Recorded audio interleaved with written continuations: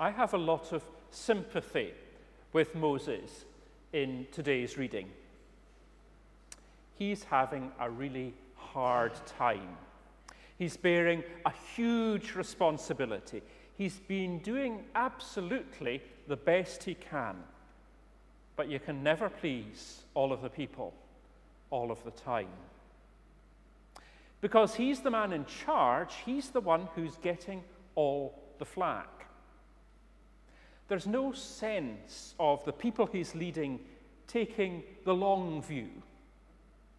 No sense that they are willing to give him a break. Over and over again, he's told, we're suffering because you brought us out of Egypt.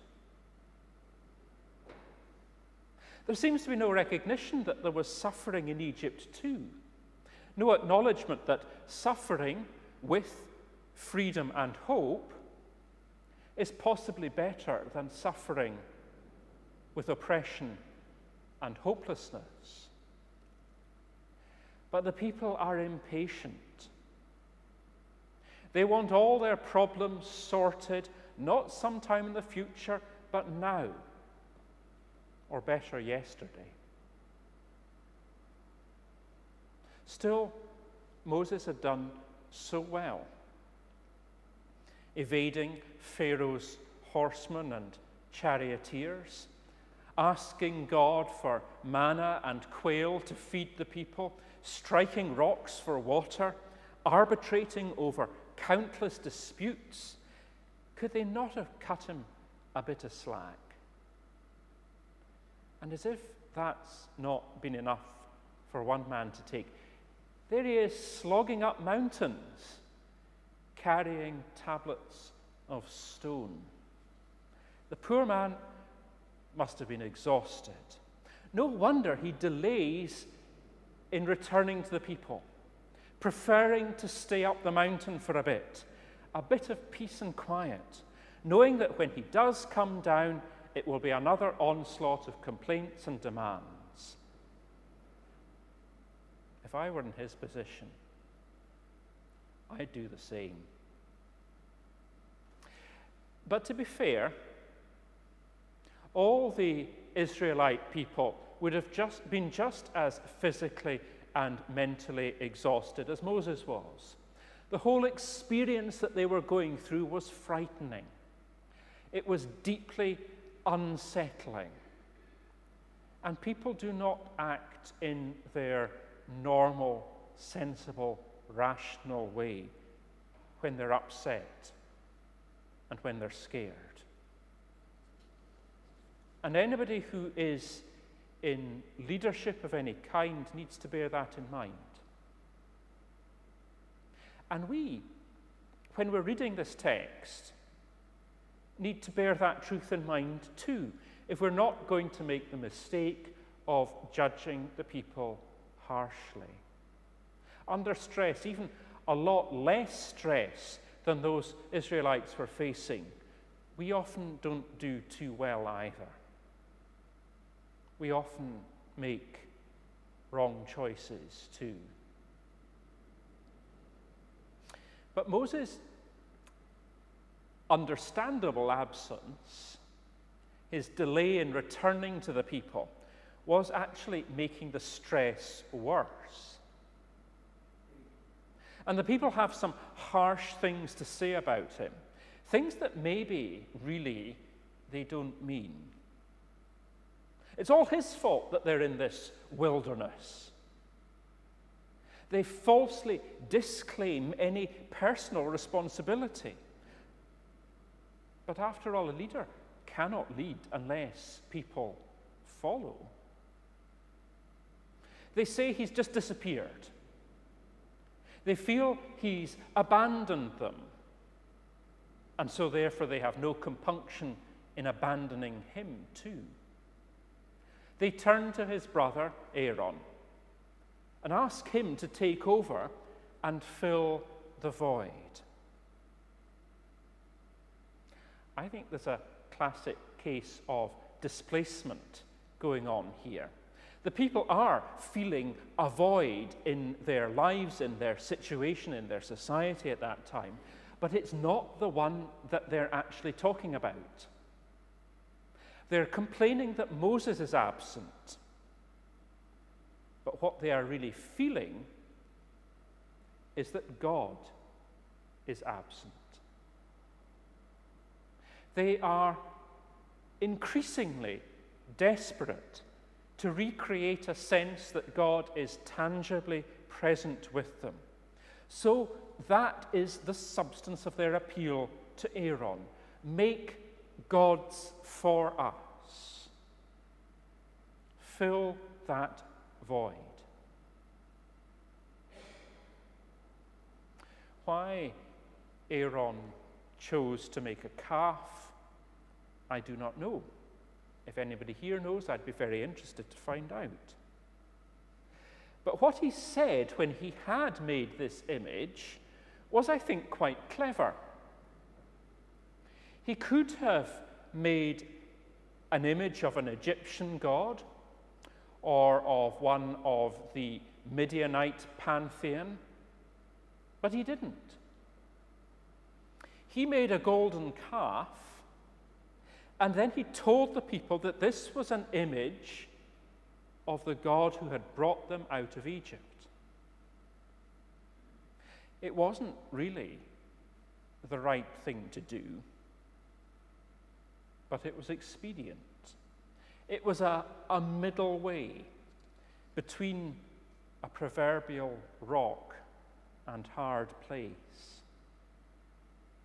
Not really a new God as such, not really a different God, but an object to make the Israelites feel once again that God was among them.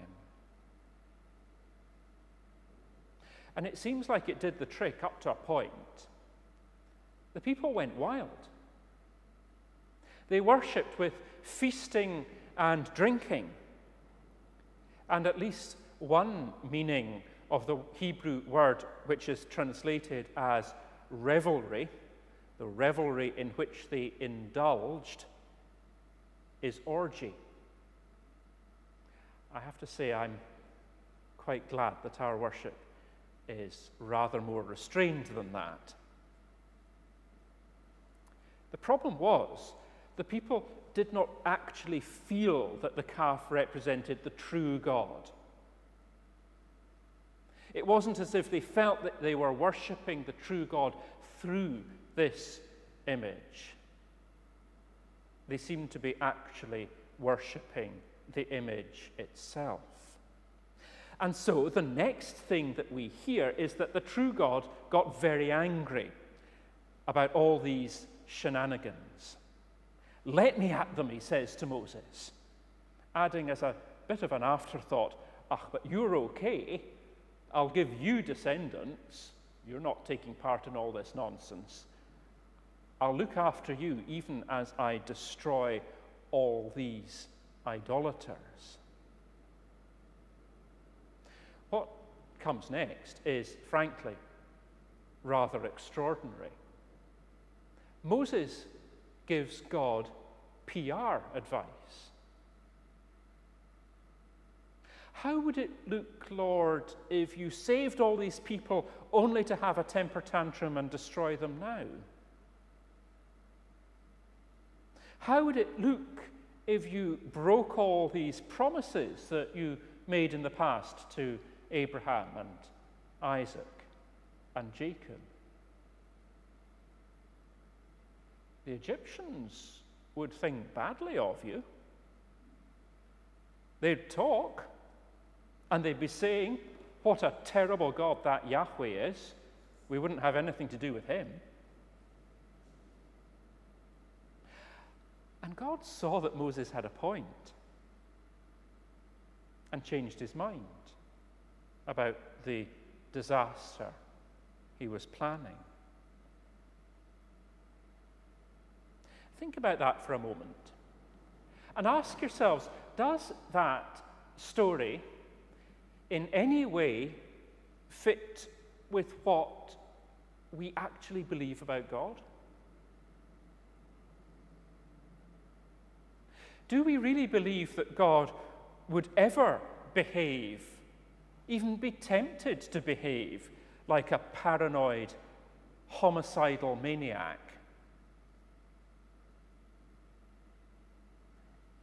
Is there even a scintilla of a possibility that God and somebody like Stalin could have any character traits in common? I doubt it. We might say, but God was younger then. He's mellowed a bit over the millennia. But that would be terrible theology. The maturing, if any, has taken place has been in humanity's understanding of God. You see, this is a story. It's a story which outlines part of a developing understanding of God and of God's relationship with humanity. It is a story created over a very long time. Bits of it are probably related to actual events. A golden calf or something like that may well have been made. And those who told the story generations later knew that this was not a good thing to have done. Surely it must have angered God, they would have reasoned. Why then was there no retribution? So the story was told of Moses reasoning with God and changing his mind. This story touches on a perennial theological problem. Why does God not act in predictable ways? Why, when destruction would have been deserved, did God not destroy? Why, when no sin has been committed, does disaster still sometimes occur? In a time when the gods were thought to cause every event, then good things were seen as a result of God's blessing and pleasure, and bad things as happening as a result of God's wrath. But attractive as this simple way of thinking is, experience shows it not to be true. Sometimes bad things are deserved but do not come. Sometimes bad things happen which are entirely undeserved. As time went on, new insights into the nature of God were gained. I mentioned God and Stalin in the same sentence a moment ago. As we know, Stalin was one of the most evil people of the 20th century, maybe of any century. To me, it is simply not credible to hold that the same action, such as genocide, which Stalin committed, when committed by a person, is manifestly evil. But if that same action is committed by God, it would not be evil. That just doesn't make sense to me.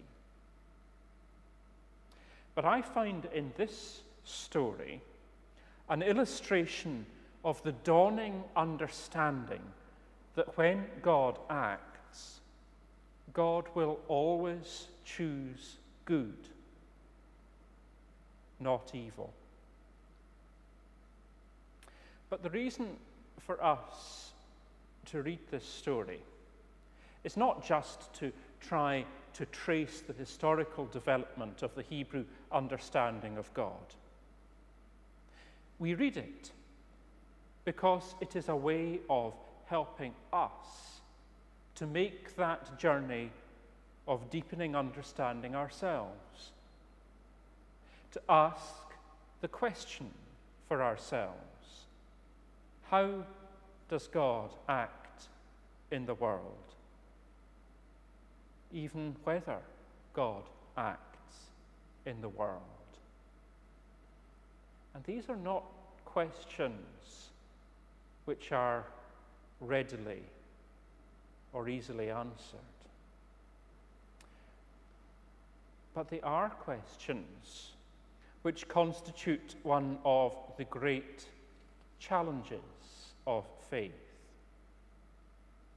And it is actually, I think, the challenge which is at the core of this story. We might be a bit envious of Moses, as well as sympathetic towards him.